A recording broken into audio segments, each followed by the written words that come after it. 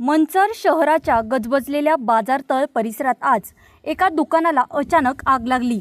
मात्र परिसरातील नागरिकांनी दाखवलेल्या प्रसंगावधान आणि सतर्कतेमुळे ही आग वेळीच विझवण्यात यश आले असून यामुळे मोठा अनर्थ टळला आहे। मंचर बाजारतळ येथील घोडेगाव रोडवर असलेल्या एका बंद दुकानात अचानक आग लागली। दुकान बंद असल्याने आगीने आतल्या बाजूने सौम्य रूप धारण करण्यास सुरुवात केली होती। दुकानातून धूर येत असल्याचं पाहताच परिसरातील नागरिकांच्या ही बाब लक्षात आली। परिस्थितीचे गांभीर्य ओळखून नागरिकांनी वेळ न घालवता तातडीने दुकानाचे कुलूप तोडले आणि आत प्रवेश केला। पाण्याचा मारा करून आणि अग्निरोधक साधनांचा वापर करून आग पूर्णपणे विझवली। जर आग विझवण्यास थोडाही उशीर झाला असता तर आजूबाजूला असलेल्या दुकानांनाही याची झळ बसली असती आणि मोठे नुकसान झाले असते।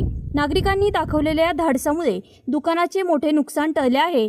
तेथील आजूबाजूच्या ग्रामस्थांनी दाखवलेल्या सतर्कतेमुळे मोठा अनर्थ टळला आहे। बाजारतळ सारख्या दाट लोकवस्तीच्या ठिकाणी ही घटना घडल्याने काही काळ भीतीचे वातावरण होते, मात्र नागरिकांच्या सामूहिक प्रयत्नांनी ही आपत्ती टळली आहे। वृत्तसंकलन विभाग, द महाराष्ट्र अपडेट्स।